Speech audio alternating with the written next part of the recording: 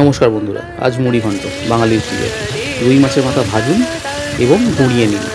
তারপরে আলু ছাল ছাড়িয়ে উলঙ্গ করে তাদেরকে ডুমু ডুমু করে কাটুন। বেশি ছোট করবেন না, টেস্ট পাবেন না।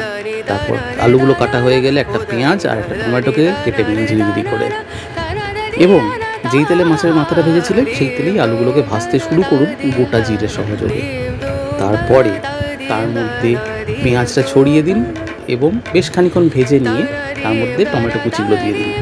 আবার বেশ খানিক্ষণ ভেজে নিয়ে এর মধ্যে দিতে হবে গুঁড়ো মশলা, হলুদ গুঁড়ো, লঙ্কা গুঁড়ো, জিরে গুঁড়ো, ধনে গুঁড়ো, মিট মশলা, জিঞ্জার গার্লিক পেস্ট, কাঁচা লঙ্কা, স্বাদ মতো নুন, চিনি। তারপর আগে থেকে ভিজিয়ে রাখা গোবিন্দভোগ চাল ছড়িয়ে মাছের মাথাটা দিয়ে ভালো করে ভাজতে থাকুন।